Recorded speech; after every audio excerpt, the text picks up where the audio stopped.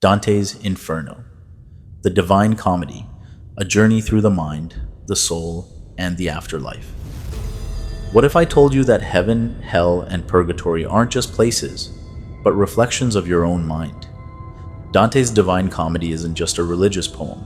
It's a roadmap through the darkest parts of the soul, the illusions of ego, and the climb towards spiritual freedom. Written over 700 years ago, this journey still speaks to the chaos of our modern world. So ask yourself, if you were to walk through hell today, what sins would be waiting for you there? In the middle of the journey of our life, I found myself within a dark forest, for the straight way had been lost. These are the first words of the Divine Comedy by Dante Alighieri, words that echo today with just as much power, if not more. Because no matter who you are at some point in life, you'll wake up lost, afraid, unsure of who you are and where you're going. Dante knew this. That's why his journey into hell, through purgatory, and up to paradise isn't just a religious epic. It's not just medieval theology. It's a map of the human soul, a psychological odyssey, a spiritual GPS for anyone who's ever felt broken. This isn't about heaven and hell out there. This is about heaven and hell inside you.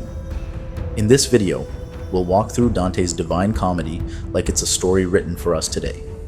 We'll break down Inferno, Purgatorio, and Paradiso, not as places you go after death, but as realms of the human experience. Inferno is depression, addiction, guilt, and regret. Purgatorio is growth, change, and redemption. Paradiso is clarity, wisdom, and peace.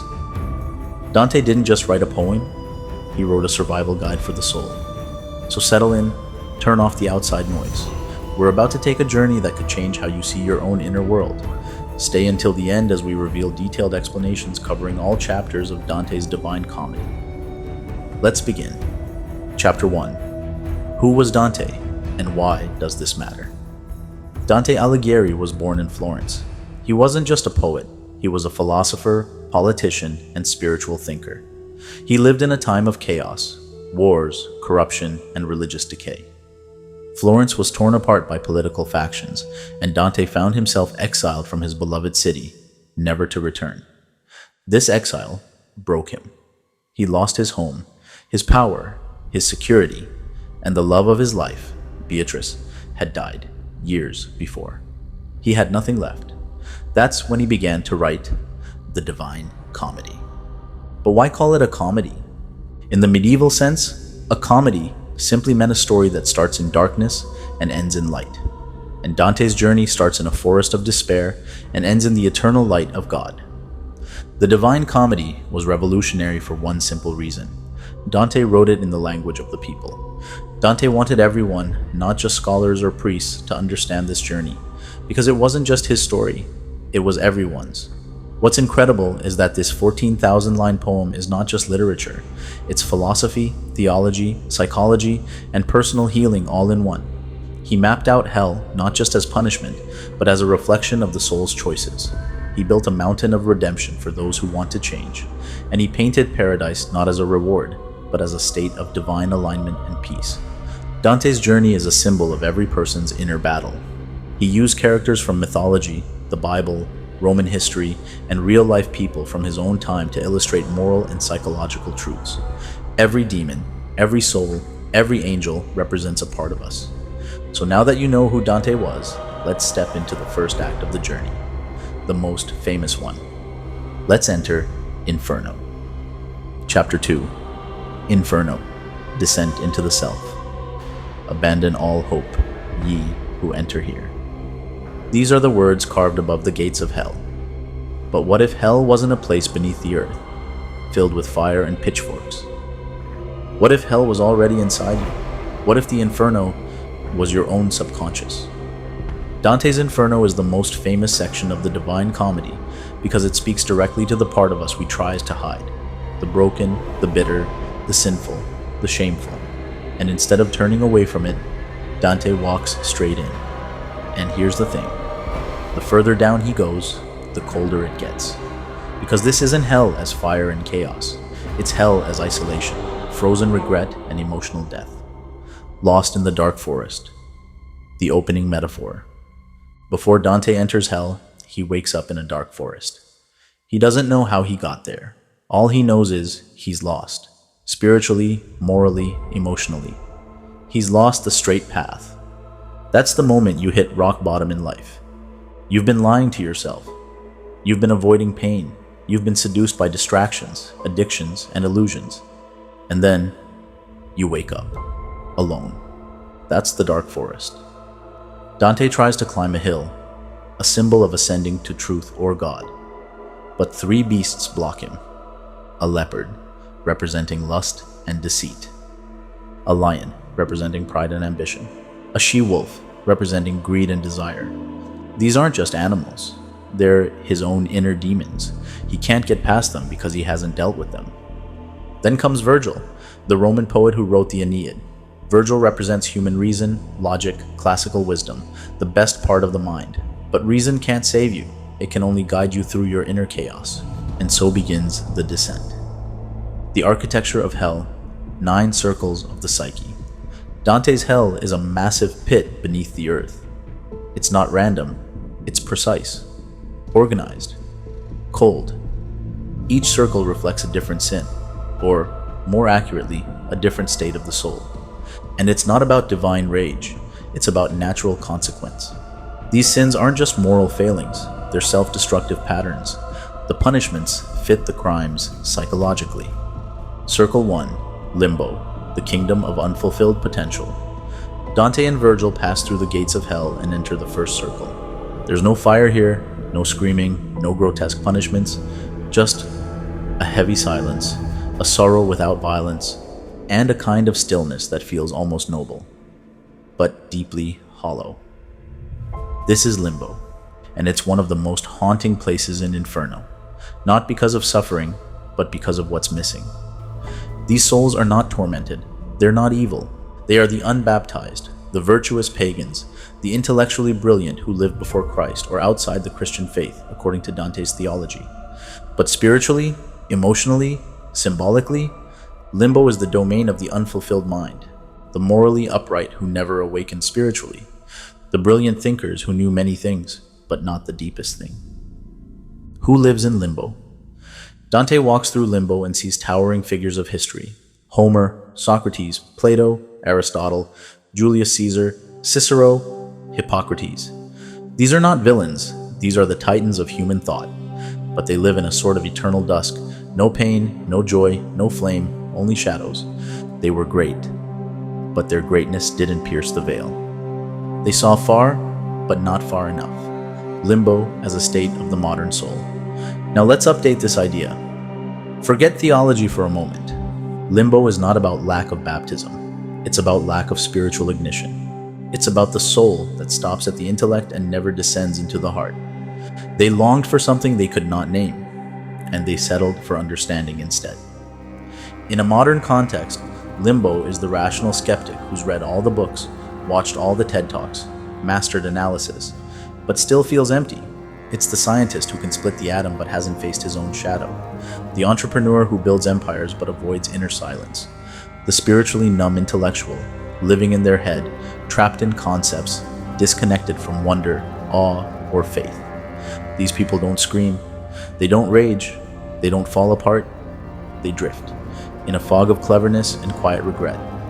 The pain of Limbo, not torment, but separation. The souls in Limbo are not damned out of cruelty. They are separated, and they know it. That's the real pain here. They can see the light, but they can't touch it. They can speak about love, but they never felt it in the divine sense.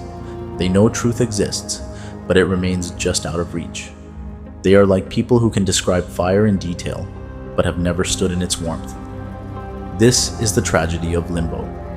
Not that you are tortured, but that you are spiritually starved. And maybe you felt it. That numbness, that constant search for meaning in things, ideas, status, logic, but never finding the fullness of it.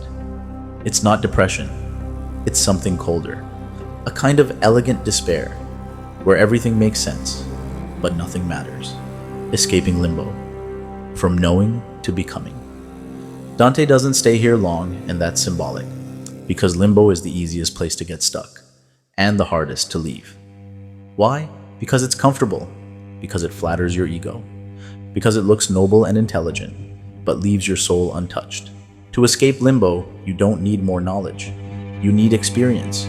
You need to feel, to risk, to believe, to descend into pain, to fall in love with something beyond comprehension.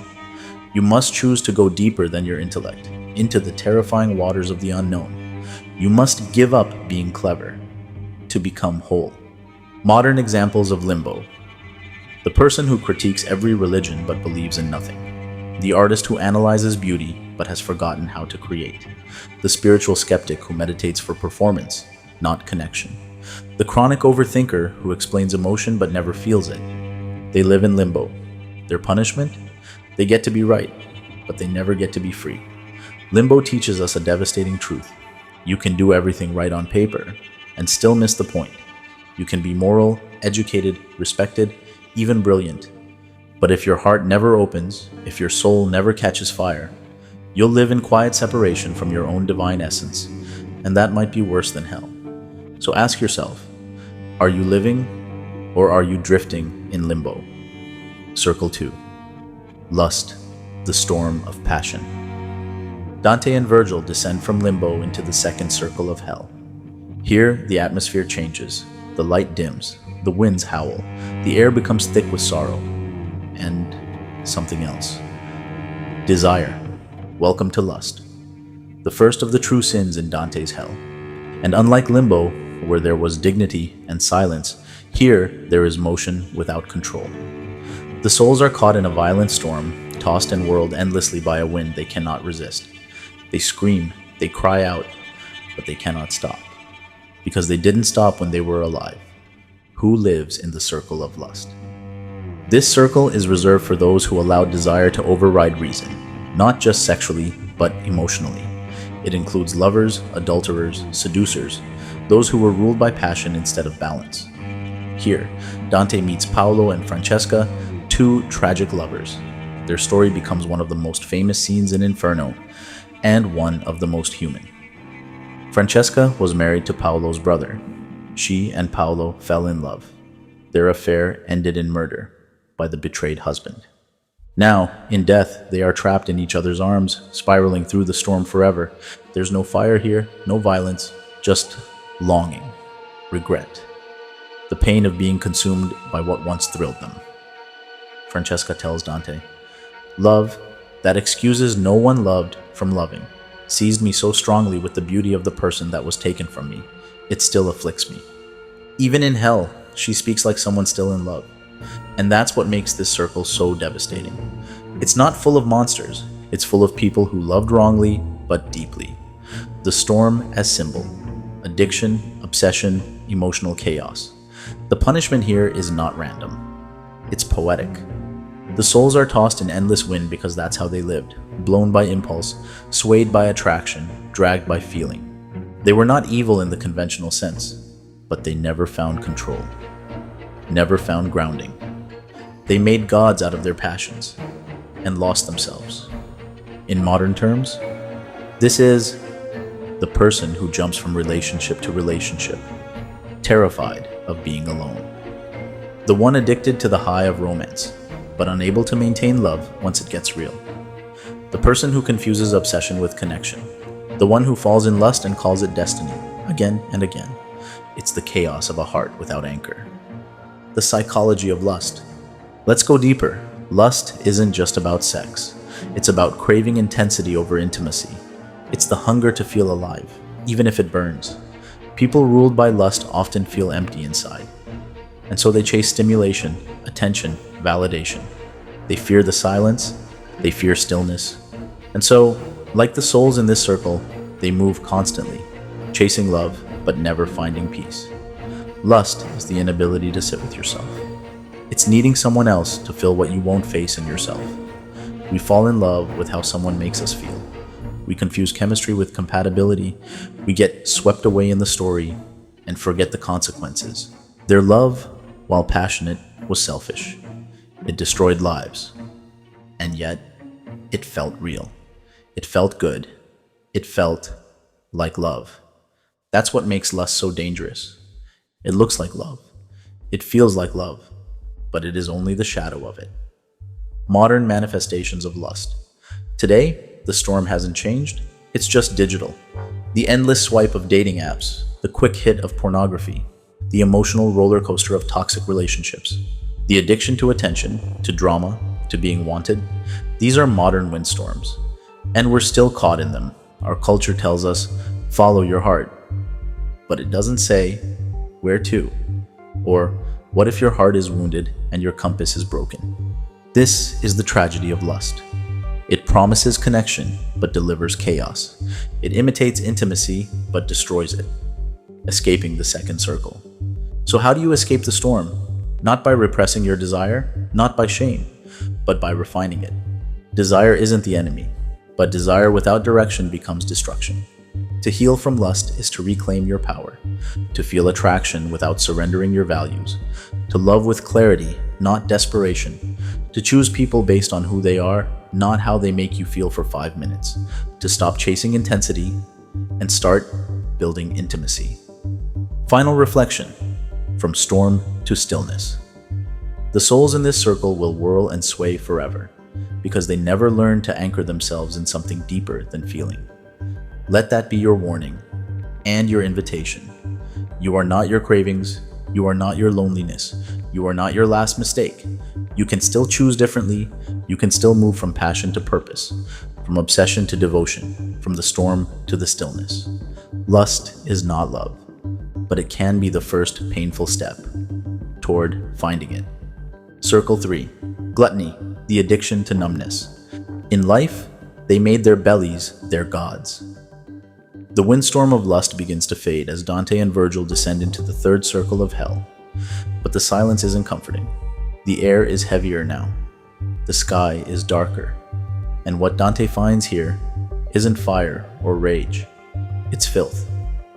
Cold rain pours down eternally, mixed with hail and black sludge. The ground is thick with stinking mud. And buried in it, wallowing, howling, rolling in the muck, are the souls of the gluttons. Oversized, animalistic, crawling on their stomachs like beasts. Their punishment is not sharp. It's slow, sticky, endless. This is the circle of gluttony. But make no mistake, this isn't just about food. This is about overconsumption as avoidance. This is about filling yourself to avoid feeling yourself. Who are the gluttons? Dante's gluttons are people who live for nothing more than the next indulgence. Their purpose was pleasure. Their identity was appetite. They consumed without gratitude, restraint, or reflection. And now, in death, they are consumed. Not by fire, but by emptiness. They lie in a thick, disgusting slush, the physical manifestation of what they gave their lives to. Dante describes them not with rage, but with pity. Because gluttony, in the end, is not about sin, it's about sorrow. Gluttony as a psychological state. Let's update the metaphor. Gluttony is about using external comfort to distract from internal discomfort. It's not just about overeating, it's about numbing. Food, screens, alcohol, weed, scrolling, sugar, sex, shopping, binge watching. All the little dopamine hits we use not because we're hungry, but because we're hurting. Gluttony asks, what can I put in me to silence what's going on inside me? Now let's look at the science behind the sin. From a psychological standpoint, gluttony is often linked to emotional regulation. People who overconsume aren't weak. They're often wounded. They learned somewhere along the way that food equates to love, that sugar equates to safety, that being full equates to not feeling empty. But the more they consume, the more disconnected they become. Eventually, their body is full, but their soul is starving. And that's what Dante shows us. Souls buried in sludge, screaming into the void because they chased fullness and found filth. Cerberus, the guard dog of appetite. In this circle, Dante introduces Cerberus, the monstrous three-headed dog from Greek mythology. He guards the gluttons, barking and tearing at them, just like they once tore into food, into comfort, into escape. He's the embodiment of hunger without limit, always devouring, never satisfied. Cerberus isn't just a guard, he's a mirror. He represents what gluttony does to the human being. It makes you animal. It makes you insatiable. It makes you forget you were ever meant for more. What gluttony looks like today. In a modern world, this circle is packed. It's the person who eats not from hunger, but habit. The one who scrolls TikTok for 3 hours because it's easier than facing silence. The chronic binge watcher who needs constant noise to avoid feeling alone. The person who can't stop smoking, drinking, or vaping, not because they enjoy it, but because it's a familiar anesthetic. These people aren't evil, they're in pain, but they've learned to soothe pain with stimulation, not truth. The real punishment of gluttony, losing the self. Gluttony dulls the soul. It's not about the sin of pleasure. Pleasure is beautiful when sacred. Gluttony is about turning sacred things, food, rest, joy, into escape hatches. The result? You stop tasting food, you stop enjoying art. You stop noticing beauty, you stop being alive. Your senses are overwhelmed. Your attention is hijacked. Your vitality is replaced by sludge. And like the souls in Dante's third circle, you become a body without a presence. The path out of gluttony. How do we escape this circle? Not with shame, but with consciousness. The antidote to gluttony is not starvation, it's awareness. You begin by asking, why am I reaching for this? What am I avoiding right now? What am I trying not to feel? What part of me is starving and can't be fed through food? You begin to taste again, breathe again, feel again. You learn to sit with hunger, not just physical hunger, but spiritual hunger, and listen to what it's trying to tell you. That you were made for more than numbing. That your soul is not a garbage bin. That discomfort is not a death sentence. It's a signal. Final reflection on the full soul. Dante leaves this circle with a clear message. The people here tried to fill themselves and ended up buried in what they consumed. The world tells you, you are what you eat. Dante tells you, you become what you chase. So chase something worthy. Fill yourself with truth. Feed your spirit, not your shame. And if you're stuck in the sludge, keep walking. Because beyond gluttony, there's clarity. Circle 4. Greed, the weight of want. After trudging through the cold sludge of gluttony, Dante and Virgil descend to the 4th circle, and the tone shifts again. Here, the terrain is harsher, the souls are louder, and there is no rest. This is the circle of the greedy, those who lived for more. More money, more power, more status, more control. But in this circle, more is a curse. More becomes a weight. The 2 kinds of greed. Dante divides the souls here into 2 camps. The hoarders, who clung to wealth, security, possessions. The wasters, who spent and destroyed with reckless abandon. They push enormous weights in opposite directions, smashing into each other in a never-ending war of futility. They scream at each other, "Why do you hoard? Why do you squander?" But neither side listens, because neither side ever listened to themselves or anyone else in life. They are locked in a cycle of accumulation versus destruction, a pendulum of excess that never leads to satisfaction. Greed as psychological burden. Greed is often misunderstood. It's not just about having a lot, it's about never feeling like you have enough. At its root, greed is about fear. Fear of lack. Fear of irrelevance. Fear of vulnerability. Fear of being powerless. So we accumulate money, status, stuff, degrees, followers, all in a desperate attempt to prove, I am enough. But greed never delivers what it promises. It feeds the ego while starving the soul. The punishment. Eternal struggle with heavy weights. The symbolism here is brilliant. The greedy are punished by pushing massive boulders, not as torture from above, but as the natural consequence of their desires. The boulders represent gold that became burden, power that became pressure, control that became chaos, and they're not moving toward anything. They're locked in a circular path, crashing into each other endlessly. Because greed has no finish line. You don't win, you just keep pushing. Greed in the modern world. Today, greed is more subtle and more rampant. It wears suits. It smiles on Wall Street. It influences social media. It hides in our desire to level up. It's the influencer obsessed with followers instead of authenticity. The CEO who sacrifices human lives for shareholder profits. The person who works 100 hours a week for a bigger house they never enjoy. The student who melts under pressure to succeed by society's definition. Greed is not just financial, it's existential. It's the belief that your worth equals your productivity, your bank balance, or your social proof. And it's destroying people quietly, with applause. Plutus, the god of wealth, reduced to a beast. In this circle, Dante places Plutus, the Roman god of wealth. But he's no golden king. He's a growling beast speaking in broken gibberish, because greed, when taken to its extreme, doesn't elevate. It dehumanizes. It makes gods into animals, men into machines, souls into shadows. Greed doesn't speak truth. It mutters nonsense that sounds like ambition, but leads to emptiness. Escaping the cycle, from greed to generosity. So how do you escape this circle? You let go. Not of ambition, not of success, but of the illusion that more will finally fill the hole. You begin to ask, what am I trying to prove by chasing this?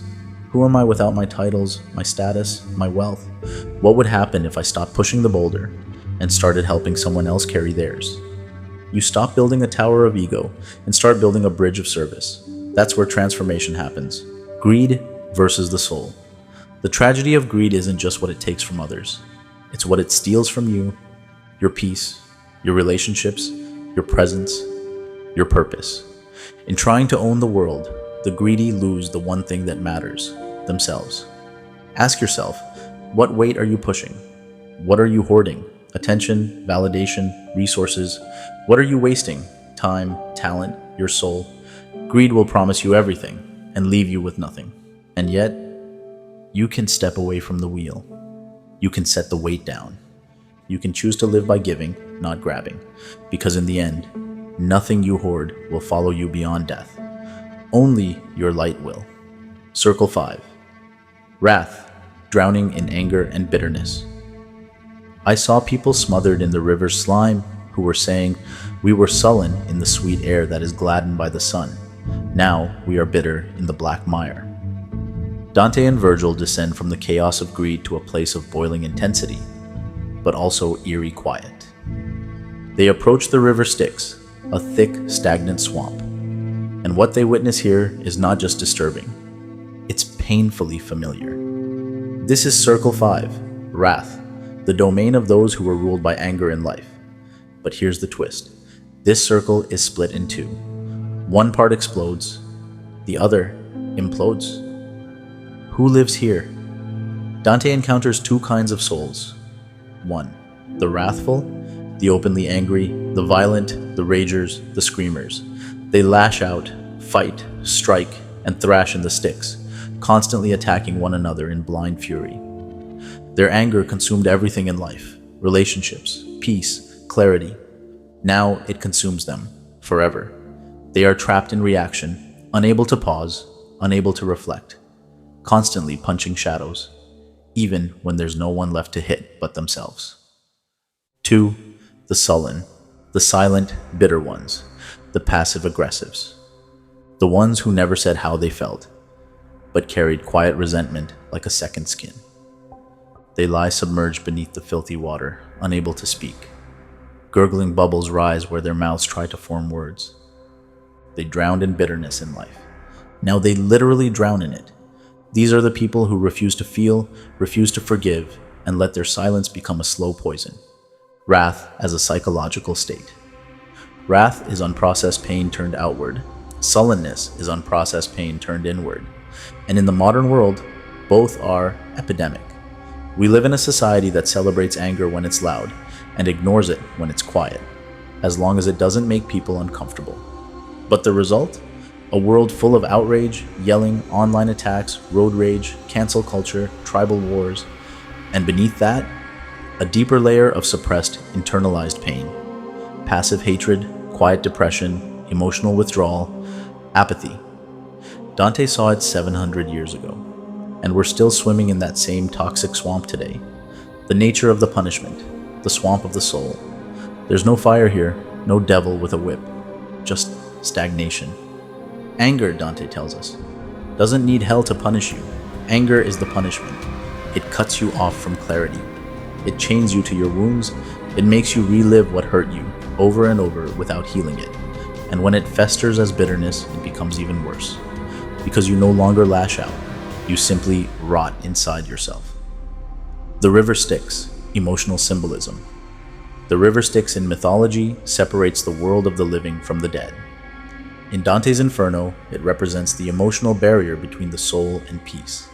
It's muddy, murky, impossible to see through. Why? Because wrath clouds the soul. You can't think clearly when you're angry. You can't hear truth when you're bitter. You're underwater, suffocating in your own thoughts. This isn't just metaphor, it's what resentment feels like. Modern wrath, what it looks like now. Wrath today wears many faces. The person who explodes over nothing. The online troll who lives to tear others down. The parent who carries generational rage and passes it on. The activist who begins with justice and ends with hate. The quiet employee who hates the world but smiles through it. The partner who hasn't said, "I'm hurt," in years. And what do they all have in common? They're stuck, just like the souls in the Styx. They can't move forward, because the weight of what they refuse to process holds them down like wet cement. Escaping the fifth circle, turning anger into awareness. So how do we break free from wrath? We don't destroy it. We understand it. Anger is a signal, not a sentence. When we feel it rising, we must ask, what is this really about? What's beneath this rage, grief, fear, betrayal? What am I refusing to forgive? What am I refusing to say? Then we feel it fully, without letting it control us. Because the goal isn't to be unfeeling. The goal is to be free. You don't bury anger, you befriend it and transform it into power with purpose. Let go or sink. In the end, Dante shows us something vital. You are either fighting shadows in the swamp, drowning beneath your own silence, or letting the anger rise, be seen, be understood, and be released. The wrathful and sullen are not evil. They are wounded and stuck. But so are we. If we carry rage for years, decades, lifetimes, you do not have to live in this circle. You can rise, but first, you must forgive, not for them, for you. Circle 6. Heresy, the tomb of the arrogant mind. Here with the heretics, the followers of every sect are enclosed. Among the graves are flames. Dante and Virgil continue beyond the wrathful swamp of the river Styx, and now the path turns sharply. They arrive at the city of Dis, the capital of hell, a fortified, infernal metropolis guarded by rebellious angels and demonic sentinels. And just beyond its iron gates lies the sixth circle, a place where the dead burn not in pits, but in tombs. Tombs of fire, tombs that never cool. Tombs for the souls who worship their minds but killed their spirits. This is the circle of heresy. But don't let the word fool you. This isn't about breaking dogma. This is about people who lived only for intellect and denied the soul. Who are the heretics? In Dante's time, heresy didn't just mean someone who disagreed with church doctrine. Heresy meant spiritual arrogance, the refusal to believe in anything beyond what your senses and ego could grasp. Here dwell atheists who denied the immortality of the soul, materialists who believed nothing existed beyond the physical, radical skeptics who reduced life to power, pleasure, or logic. They may have been philosophers, politicians, intellectuals, or revolutionaries, but they all shared one belief. There is no deeper truth. There is nothing beyond what I control. And now, their arrogance becomes their prison. The punishment: burning graves. Each soul here lies trapped inside a flaming coffin, eternally sealed in stone. A tomb, because they buried the soul in life. The fire symbolizes their inner rage, not against others, but against what they refused to see. They lived as if death was the end. Now they are dead, and aware, and awake, and they cannot escape the very thing they spent their lives denying, that the soul exists. Heresy as a psychological condition. Let's strip away theology. What is heresy? Symbolically, it's the belief that you are your mind, that thoughts are superior to feelings, that logic is supreme, that anything not provable must be dismissed. In modern terms, heresy is the intellectual who scoffs at faith, love, or intuition, the nihilist who says nothing matters, the rationalist who never cries, the cynic who thinks awe is weakness, the modern materialist who reduces consciousness to chemicals and dismisses mystery. They have answers, but no meaning. They have arguments, but no peace. And beneath their cleverness is often fear. When reason becomes a cage. Reason is not evil. In fact, Dante reveres it. Virgil himself is the personification of reason. But reason has a limit. If you lean on it too hard, if you use it to deny the soul's whisper, the mind becomes a tomb. Because reason can't explain love. Reason can't measure wonder. Reason can't solve death. Reason can't replace faith, not blind belief, but the courage to trust the unknown. When you believe only what you can prove, you live a life without mystery, without surrender, without reverence, and eventually, without light. The heretics today. This circle is more populated than ever. It's full of intellectual narcissists who confuse knowledge with wisdom, influencers who mock faith for clout, scientists who dismiss subjective experience as delusion, people who worship logic and ridicule intuition, those who say God is dead but are spiritually starving. They live in mansions of thought but sleep in tombs of flame, not because they're wrong, but because they are cut off from the soul, escaping the tomb. So what's the way out? Surrender, not to a church, not to dogma, but to the truth that not everything valuable can be seen, touched, or quantified. You begin to ask, what do I feel beneath the surface of thought? What beauty can't be explained but moves me to tears? What part of me longs for something higher, deeper, truer? Have I built a prison out of certainty? You stop treating faith as foolishness and begin to see it as courage. The courage to trust the unseen, to believe in more than survival, to reconnect with the eternal. Don't let your mind bury your soul. The heretics in Dante's hell were not evil men. They were proud, certain, impressive, but they forgot the soul. And so in death, they are shown what they missed. Ask yourself, have you buried something sacred to feel safe? Have you rejected wonder for control? Have you built a tomb out of intellect? If so, knock, because even tombs have doors, and on the other side of pride is peace. Circle 7. Violence, the destruction of self, others, and the divine. Violence can be against three things: against one's neighbor, against oneself, or against God. After passing the burning tombs of the heretics, Dante and Virgil descend into a darker, more brutal landscape. Here the suffering becomes more physical, more raw, more fragmented. This is Circle 7, violence, a world of blood, fire, trees that bleed, and rain that burns. But this isn't just about murder or war. Dante expands violence into 3 levels, 3 distinct targets: violence against others, violence against oneself, violence against God, nature, and order. Each level shows us how destruction, in any form, rips the soul away from alignment, leaving it fractured, enraged, or ruined. Structure of circle. 7. 3 rings of ruin. Dante divides this circle into 3 distinct rings, each punishing a different direction of violence, and each one reveals how violence is not just physical, but deeply spiritual. 1 outer ring, violence against others, murderers, tyrants, warlords. These souls are submerged in a boiling river of blood, the phlegethon. They spent their lives spilling blood. Now they drown in it. The river is patrolled by centaurs, mythic half-human, half-horse beasts who shoot arrows at any soul trying to rise too high.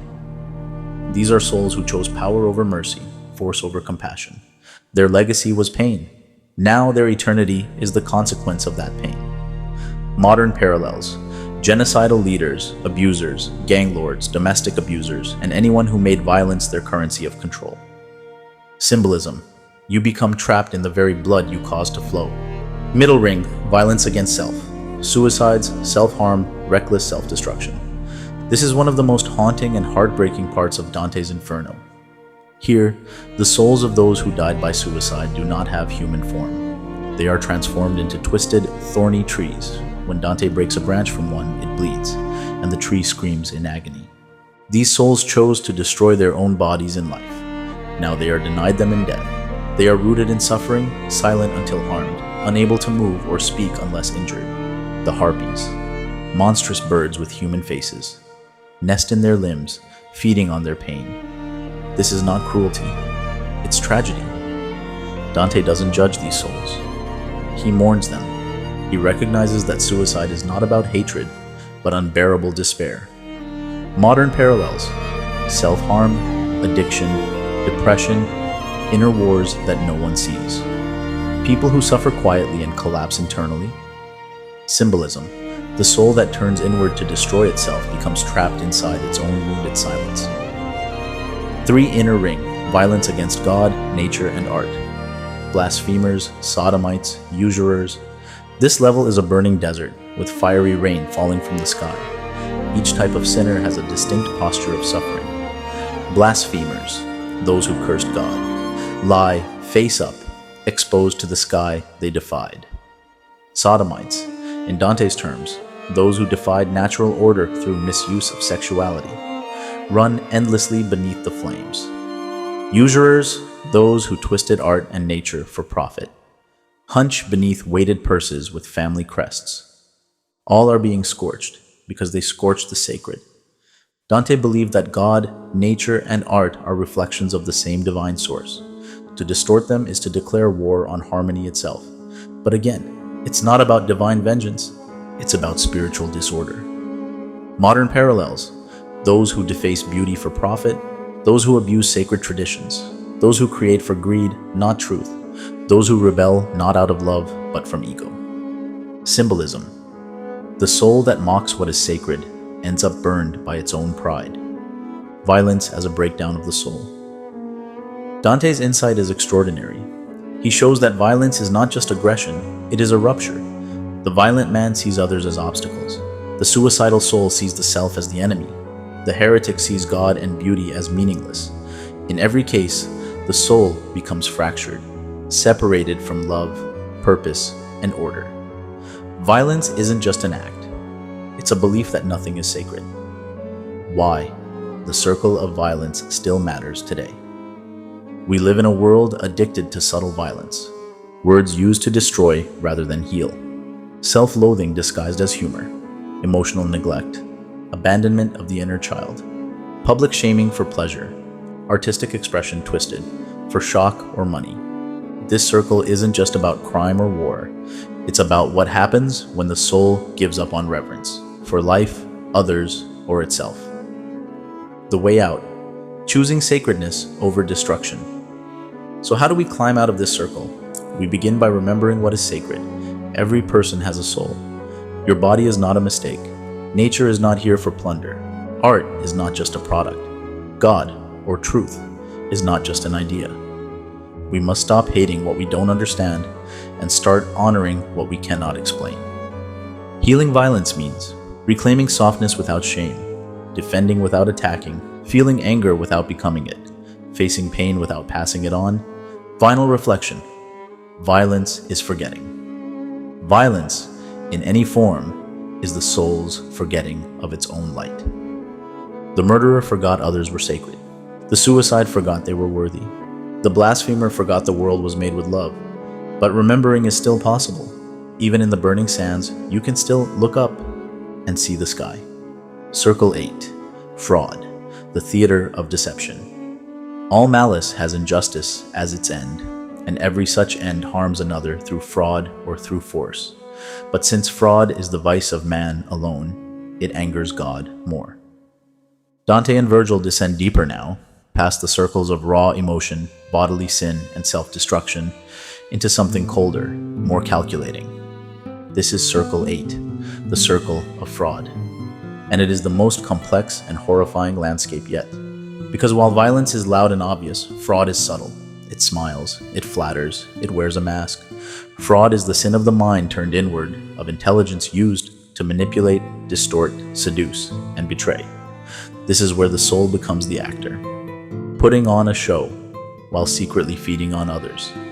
The structure of Circle 8, the 10 bulge. Circle 8 is not a single pit, but a vast stone chasm broken into 10 concentric ditches, called the bulge, meaning evil pockets.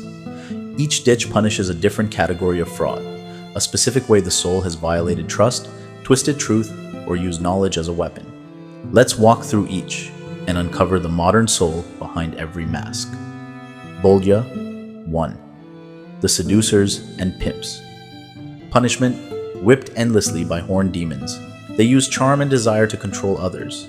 They made people feel seen, wanted, chosen, only to exploit them. Modern parallels: manipulative dating coaches, emotional predators, narcissists who lure lovers with fake intimacy. Love without honesty becomes control. Seduction without truth is slavery. Bolgia. 2. The flatterers. Punishment: immersed in human excrement. They spoke sweet lies to gain power, approval, or influence. They inflated egos, manipulated the truth, sold poison wrapped in compliments. Modern parallels: fake influencers, opportunistic yes men, superficial gurus who say what you want to hear, not what you need. Symbolism: they spewed verbal waste. Now they drown in it. Bolgia. 3. The simoniacs, sellers of church offices. Punishment: buried headfirst in rock with flames licking their feet. They sold sacred things, turning religion into commerce, salvation into product. Modern parallels: spiritual scammers, prosperity gospel preachers, those who sell faith for money. They reversed sacred order. Now they are literally inverted. Bolgia. 4. The diviners and false prophets. Punishment: their heads are twisted backward. They walk forward while looking behind. They claim to see the future and misled countless souls. Now, they can never look ahead again. Modern parallels: charlatans who use spirituality to manipulate, fear-mongering prophets, false visionaries. Symbolism: they distorted truth. Now, their perception is distorted forever. Bolgia. 5. The corrupt politicians, grafters. Punishment: boiled in sticky black pitch, pulled under by demons with hooks. These are the ones who abuse power for profit. They made deals in the dark, smiled in public, and sold their conscience for comfort. Modern parallels: corrupt officials, lobbyists who sacrifice lives for money, corporate fraudsters. Symbolism: their deals were sticky. Now they drown in the very tar they spread. Bolgia. 6. The hypocrites. Punishment: walk in heavy cloaks of gold that are lined with lead.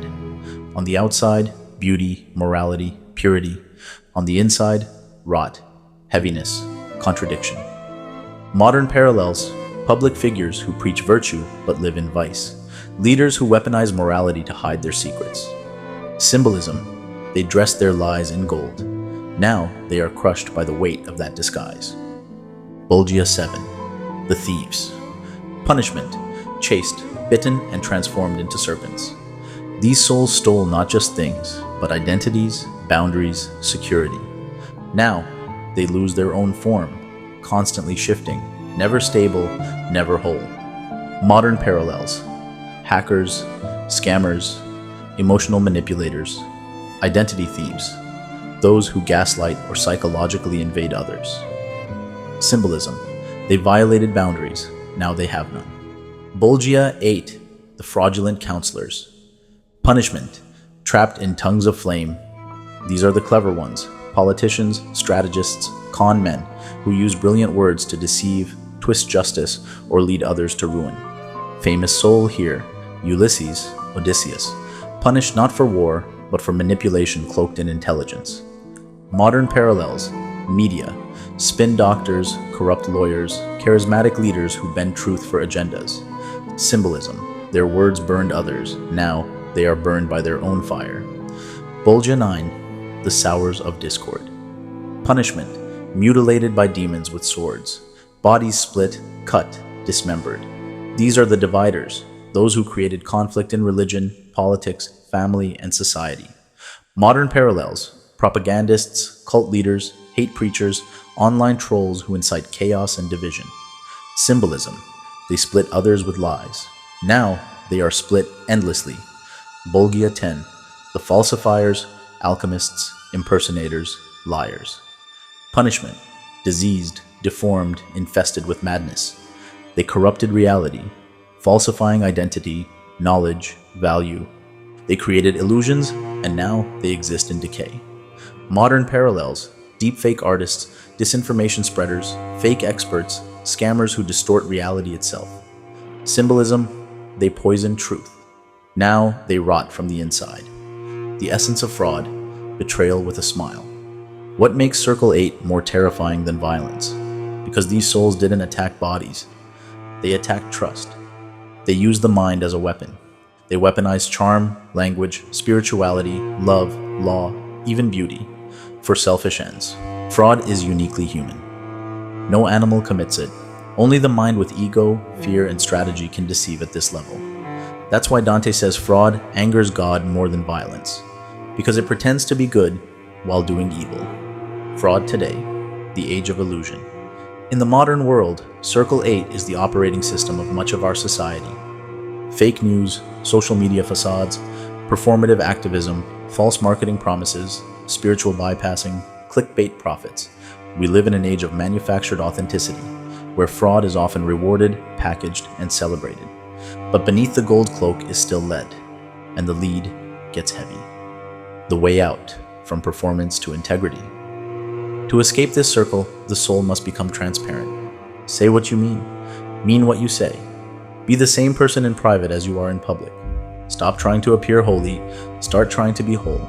Fraud is the fear that who you are isn't enough, so you perform. But the truth is, your soul was never meant to act. It was meant to shine. Let the mask fall. Ask yourself, what masks do you wear? What truth are you bending to fit in?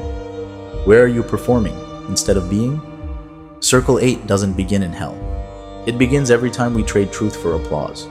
But every mask can be removed. Every lie can be unlearned. Every soul can return to light. So drop the script and become who you really are. Circle 9. Treachery, the frozen core of the soul. The emperor of the woeful kingdom rose from the ice up to the middle of his chest, and I am nearer to the end than to the beginning. This is the final circle. Dante and Virgil descend beneath the pits of fraud, past every distorted soul, into a place where all motion stops. There is no fire, no screaming, only ice. Welcome to treachery, the ninth and lowest circle of hell. It is the darkest place in the cosmos, not because it burns, but because it is frozen.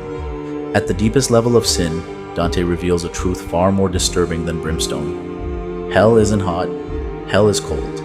Cold like betrayal. Why ice? Because betrayal is the coldest thing a human being can do. It's not an act of passion, it's an act of calculation. It requires knowing someone's trust, knowing their vulnerability, and choosing to destroy it anyway. Treachery is the soul turned completely inward.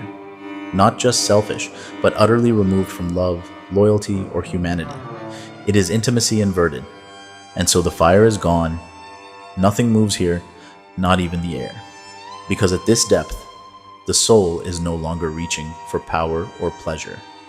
The soul is frozen in itself. The 4 sectors of treachery.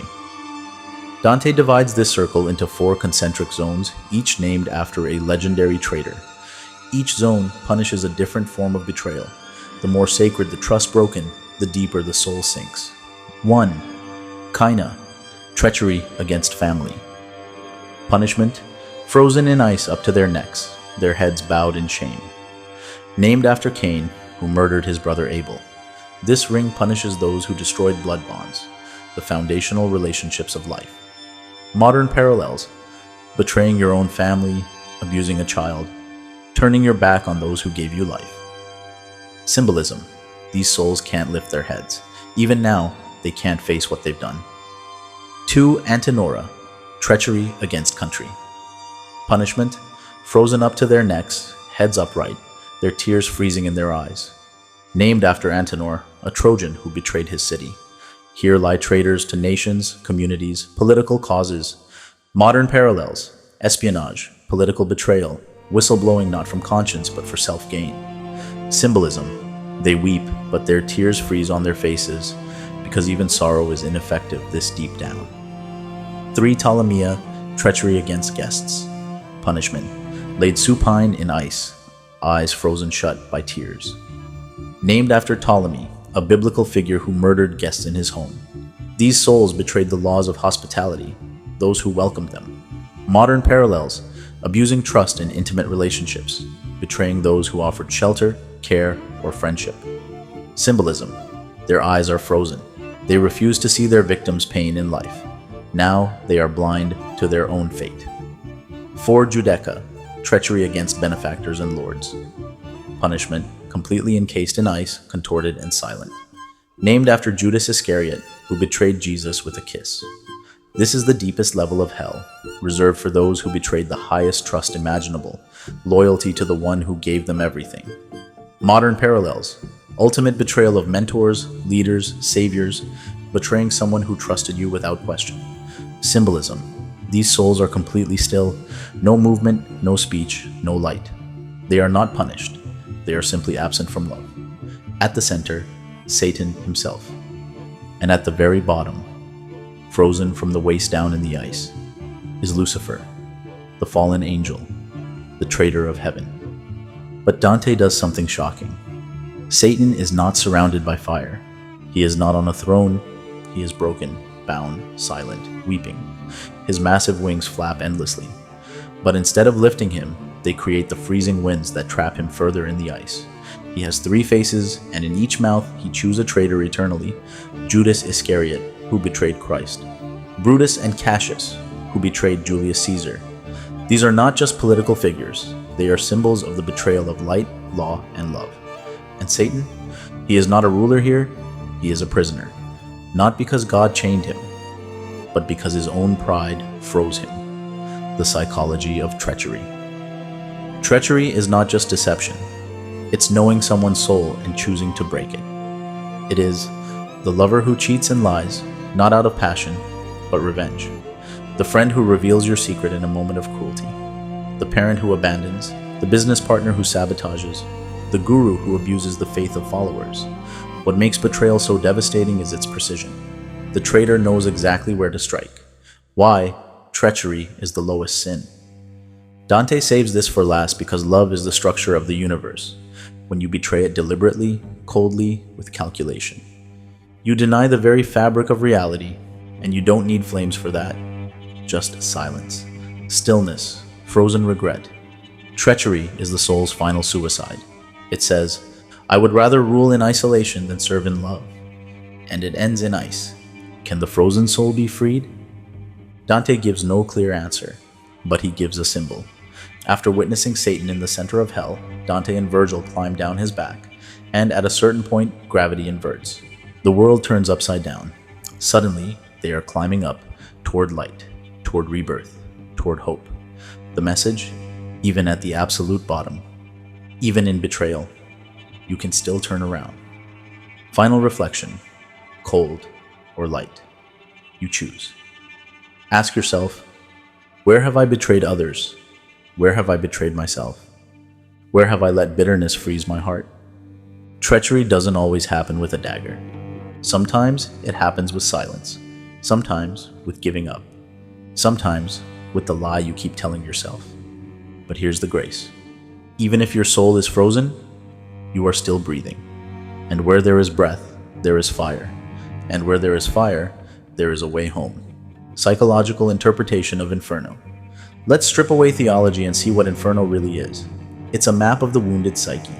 Each sin is a trauma, a vice, a habit, and the punishment, just the natural consequence of not confronting it. Lust leads to instability.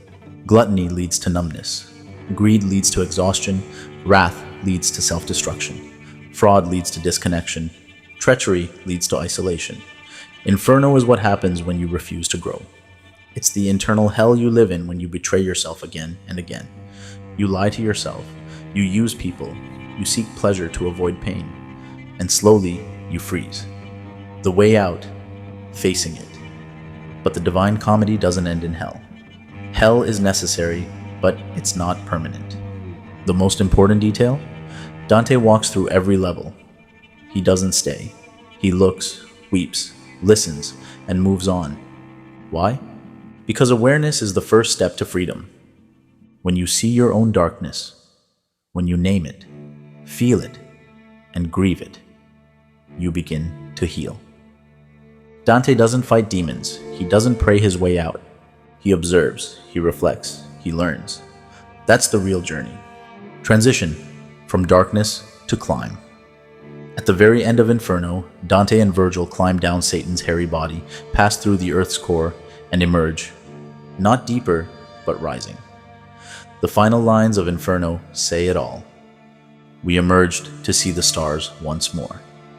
Even in the darkest place, there's a way up, but only if you're willing to walk through your personal Inferno. And next, we begin the climb. Purgatory awaits. Chapter 3, Purgatorio, Cleansing of the Soul. To course o'er better waters now hoist sail, the little bark of my wit leaving behind. So cruel a sea.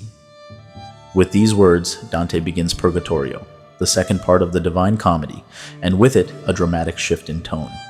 If Inferno was about recognizing and facing the darkness within, then Purgatorio is about cleansing the soul, transforming it, and preparing it for light. It's no longer about sin and consequence, it's about pain with a purpose. Purgatory, in Dante's vision, is not a place of damnation. It's a mountain of hope, rising from the other side of the world, surrounded by ocean, pointing toward heaven. If hell was the descent into the subconscious, Purgatory is the ascent through self-awareness, self-mastery, and spiritual discipline. What is Purgatory? In medieval Catholic theology, Purgatory was seen as a temporary state, a spiritual place where souls not damned but not yet perfect are purified before entering heaven. Dante radically reimagines this idea as a mountain, a metaphor for the difficult, often painful climb toward personal redemption. The mountain has three main sections. Ante Purgatory, where the lazy and late repenters wait. 7 terraces, each dedicated to purging one of the 7 deadly sins. The earthly paradise, the Garden of Eden at the summit, symbolizing innocence regained. Each level is a step in the journey of transformation through effort, suffering, and grace. The entrance. Ante-Purgatory. Before Dante can begin the climb, he must wait with the souls who delayed repentance.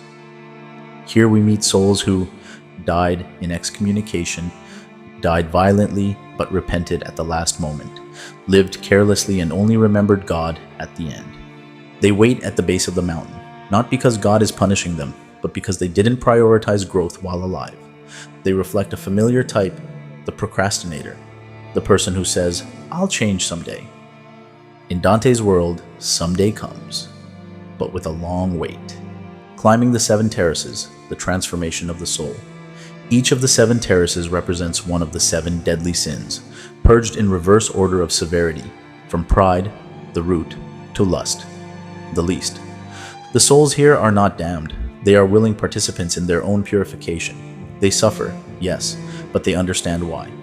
Each terrace starts with a carving of virtue, a vision of a sin, and ends with an angel erasing a letter P from Dante's forehead, the 7 P's symbolizing peccatum, or sin. Let's go through each terrace. Terrace 1, Pride. Punishment. The proud carry massive boulders on their backs, forcing them to bow low. Lesson. Pride lifts the self above others, but here they are brought physically low. They learn humility through weight. Modern version. People addicted to their own image, the influencer obsessed with likes, the CEO who can't admit he's wrong, the spiritual egoist who thinks they're more awakened than others. Virtue being learned, humility. Reflection. You must bow before you can rise. Ego is the first wall to tear down. Terrace 2, Envy. Punishment. The envious wear cloaks of lead and have their eyes sewn shut with wire. Lesson. Envy is born from constantly comparing yourself to others. Now, they cannot look around. They are forced to turn inward. Modern version. Social media envy, comparison culture, the friend who resents your success but hides it behind a smile. Virtue being learned, kindness and compassion. Reflection. You heal envy not by lowering others, but by lifting your own self-worth. Terrace 3, Wrath. Punishment. Souls walk through a thick, choking smoke, the same smoke that once clouded their judgment. Lesson. Wrath is blinding. It distorts reality. The smoke represents how anger distorts vision. Modern version. Cancel culture rage, road rage, the family member who explodes over small things, virtue being learned, patience and self-control. Reflection. To transcend anger, you must learn to pause, breathe, and see clearly through emotion. Terrace 4, Sloth. Punishment. Souls are constantly running without rest. Lesson. These people delayed doing good. Now, they must move without stopping. Modern version: chronic procrastination, living for comfort, spiritual laziness, virtue being learned, zeal and purposeful action. Reflection: you don't change your life through inspiration. You change it through consistent movement, even when you don't feel like it. Terrace 5: greed and avarice. Punishment: the greedy lie face down on the ground, arms outstretched, as if clinging to the earth. Lesson: these people clung to material things. Now, they're stuck face down, their attachment turned against them. Modern version: corporate greed, obsession with status, never being satisfied, virtue being learned, generosity and detachment. Reflection: wealth isn't evil, but if you define yourself by what you own, you'll eventually lose yourself. Terrace 6: gluttony. Punishment: these souls starve while surrounded by luscious fruit they cannot reach. Lesson: they gave into excess. Now, they crave and cannot indulge. Modern version: overconsumption, dopamine addiction, eating or drinking to fill emotional emptiness, virtue being learned, temperance and mindful desire. Reflection: real freedom isn't getting everything you want. It's being content without it. Terrace 7: lust. Punishment: the lustful must walk through walls of flame, singing hymns of purity. Lesson: their desires burned out of control. Now, they are cleansed in fire. Modern version: addictive relationships, pornography, using others for emotional or physical validation. Virtue being learned, chastity, not just celibacy, but the ability to love without possession. Reflection: love isn't about taking, it's about giving without needing to own. Emotional reality of purgatory. What makes purgatory different from hell isn't the suffering, it's the hope. In hell, there is no change, no growth. In purgatory, pain is a process. Every soul there wants to climb, and Dante feels this. Every time he completes a terrace, an angel brushes a wing across his forehead, and a letter P for peccatum disappears. He is becoming lighter, clearer, more aligned. The guides, from Virgil to Beatrice. Virgil, the symbol of human reason, has guided Dante this far. But when they reach the top of the mountain, something changes. Dante meets Beatrice, the woman he loved in life and who now represents divine love and revelation. She replaces Virgil because reason can only take you so far. To enter paradise, you need something more: faith, love, vision, grace. This transition symbolizes a fundamental truth. You can't think your way to enlightenment. You have to feel it, experience it, surrender to it. Beatrice scolds Dante. She reminds him of how far he strayed from his purpose. It's a hard truth, but a loving one, and through her guidance, he is cleansed of the final stain. Then, in a moment of awe and stillness, he is ready to rise. The earthly paradise, innocence regained. At the summit of Mount Purgatory lies the Garden of Eden, the earthly paradise. It's not just a physical place. It symbolizes the state of the soul before the fall, before shame, before ego, before fear. Here, Dante witnesses an incredible procession, a symbolic reenactment of salvation history, and experiences a mystical vision. He is spiritually reborn. He no longer carries sin. No more boulders, no more smoke, no more burden. He is finally pure enough to look toward heaven. Purgatorio in our lives. Let's make this real. Purgatory is every moment you choose growth over comfort. It's a going to therapy instead of suppressing your trauma, saying sorry and meaning it, quitting the thing that numbs you, sitting with uncomfortable truth, reading books instead of doom scrolling, meditating through a breakdown, forgiving even when it hurts. It's hard, it burns, it's lonely, but you keep climbing because something in you knows the top is worth it. Chapter 4. Paradiso, the awakened mind.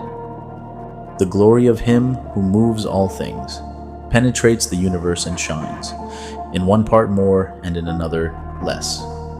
Dante has climbed the mountain of purgation.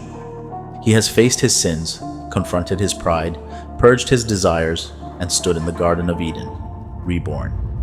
Now, with the soul clean and the heart open, the final stage begins. He is ready for Paradiso, not merely a place of reward, but of ultimate truth, harmony, and unity. But here's the twist. Paradiso is not easy. It's not paradise as we imagine it. It's not about golden clouds and singing angels.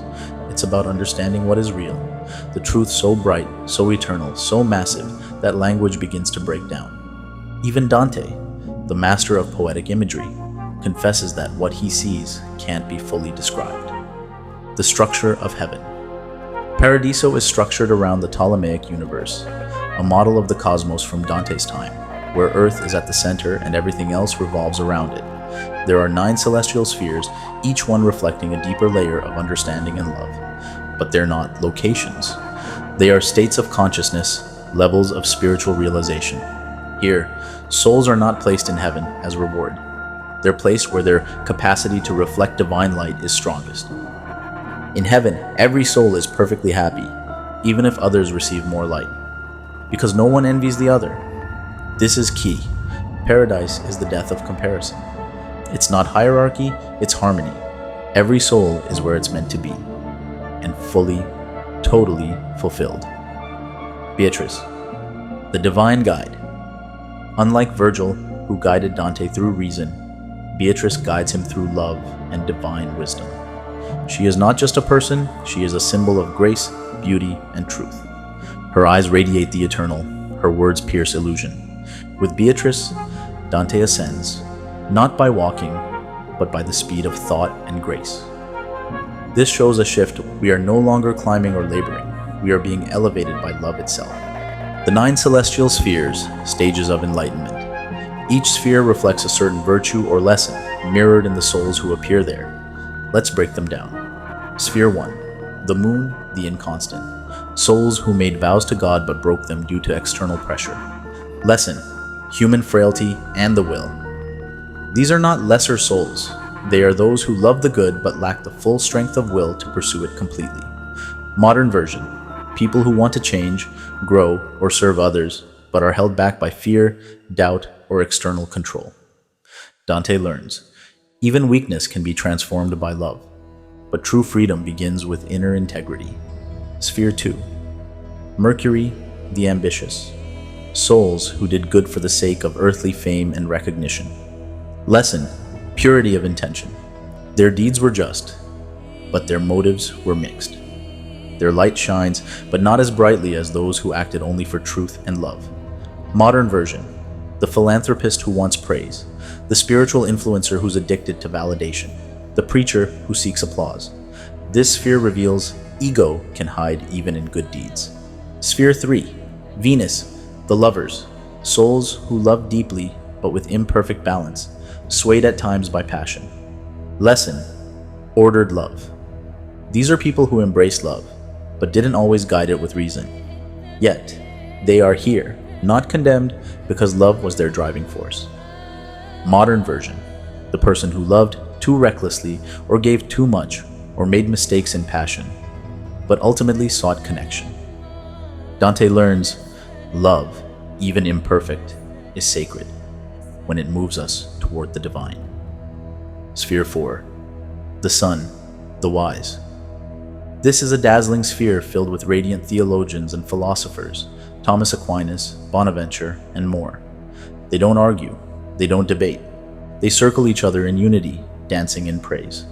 Lesson, wisdom in service of truth. Modern version, when your intellect aligns with your heart, when your knowledge serves love and clarity, not superiority.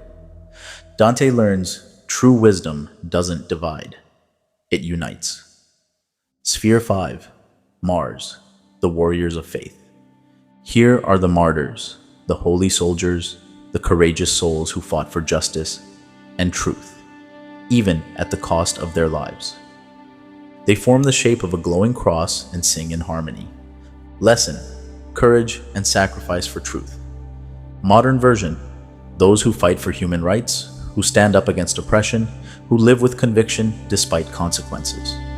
Their joy is in having given everything for a cause greater than themselves. Sphere 6. Jupiter, the just, rulers.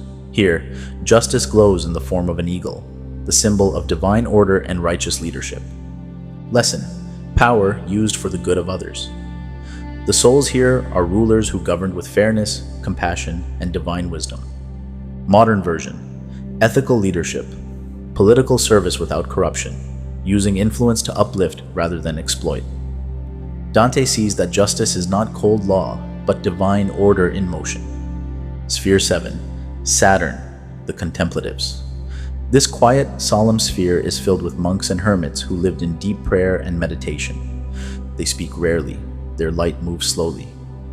Lesson: the power of silence and stillness. This is where action gives way to being. It's about pure presence, inward clarity, and union with the eternal.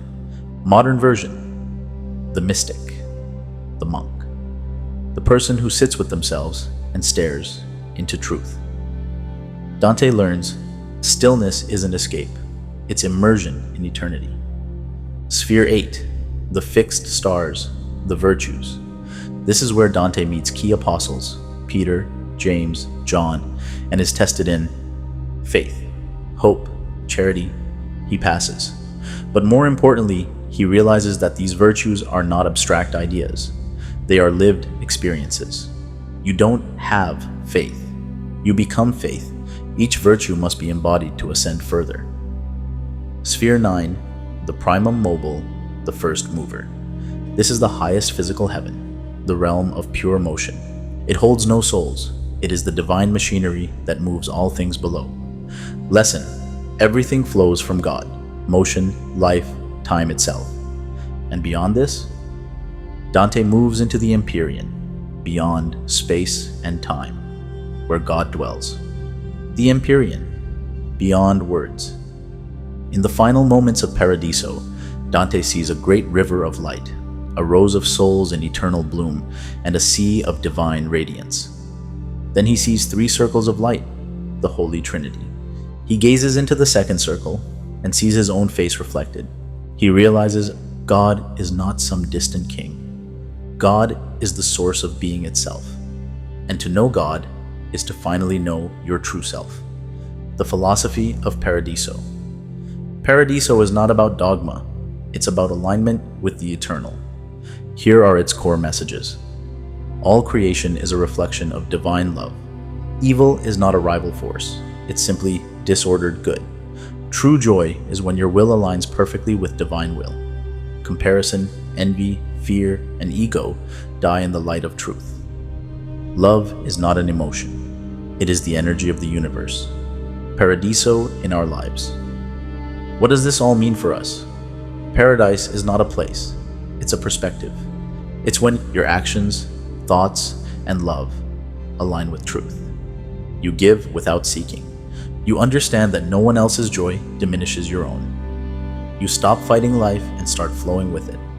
You don't have to die to see God. You just have to remove what blinds you. Paradiso tells us heaven is not above.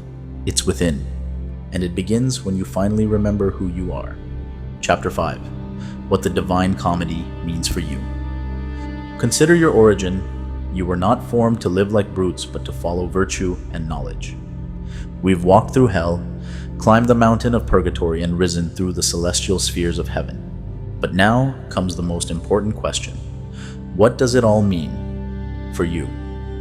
Why should a 14th century poem written by a man in exile, filled with old religious imagery, matter to someone living in today's chaotic, digital, distracted world? The answer is simple: because the Divine Comedy isn't really about death. It's about life. It's about your journey, your mind, your suffering, your healing, your awakening. This isn't just Dante's story, it's our story, told through the symbolic language of the soul. Inferno, recognizing the hell within. Dante begins in the dark forest, a place we all visit at some point in life. You feel lost, numbered, disconnected from purpose. You've made mistakes. You've lied. You've hurt others. You've betrayed yourself. That's Inferno, not a place beneath the earth, but the emotional and spiritual hell inside your psyche when you're out of alignment with truth. Each circle in Inferno isn't about punishment, it's about natural consequence. Lust, you're tossed around by unstable desires. Gluttony, you consume to fill an emotional hole. Greed, you become a prisoner to material things. Wrath? You burn yourself and others. Betrayal?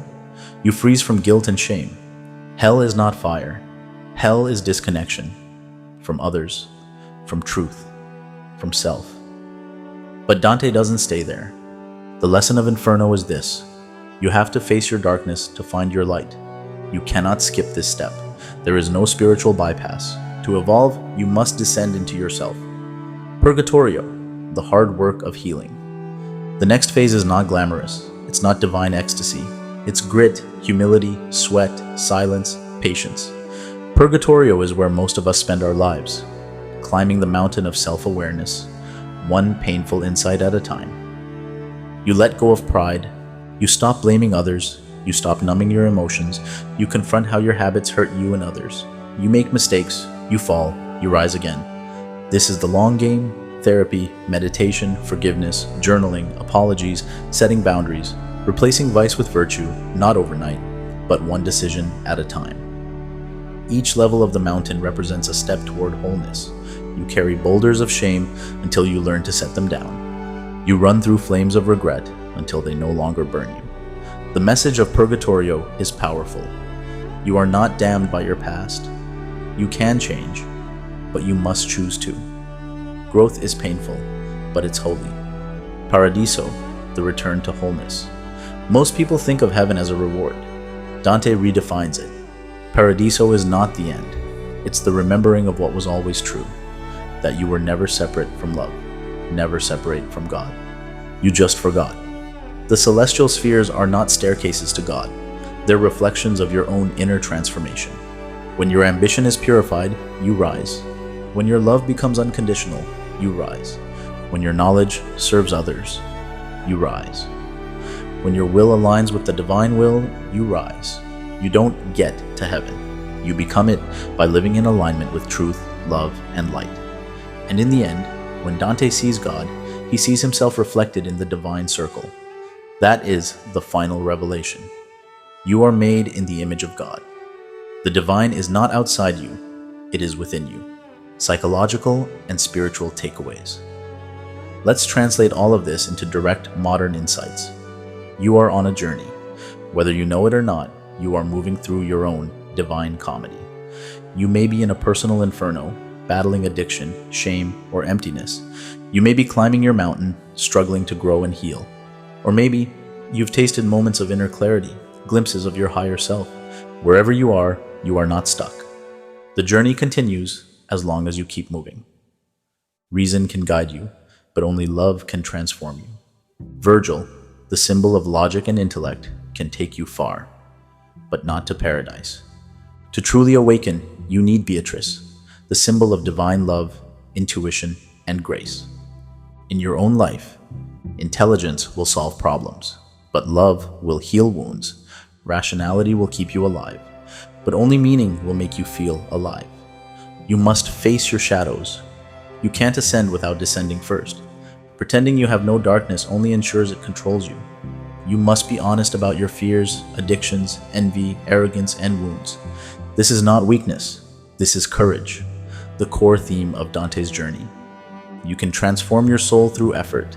Purgatory teaches us that you can become better, but only if you take responsibility, do the inner work, confront uncomfortable truths, replace harmful patterns, serve something greater than your ego. There is no shortcut, but there is grace. Every honest step is met by divine support. Heaven is not a reward, it's a reflection. You don't go to heaven, you live in alignment with heaven. When your mind is clear, your soul is free, and your love is pure. Heaven is a state of being where you no longer fight reality. You no longer need to control others. You no longer identify with your ego. You trust the unfolding of life. You give without needing to gain. That is true joy. That is Paradiso. What now?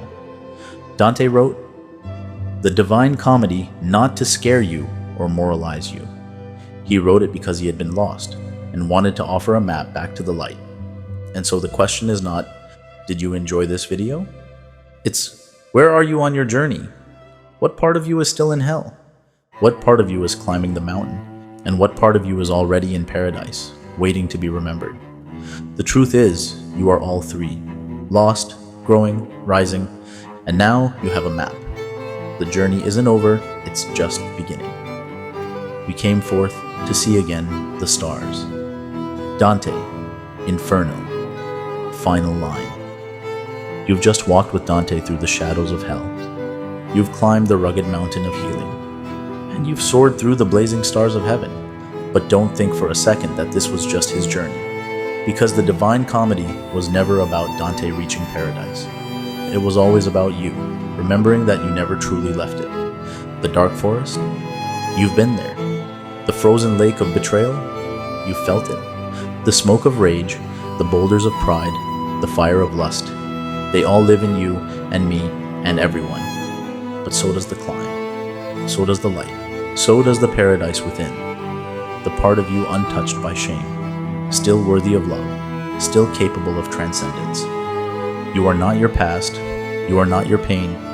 You are the soul brave enough to walk through hell and still keep going. That's what the Divine Comedy teaches us, that every descent holds the seed of ascent, that every soul, no matter how lost, can find its way back to the stars.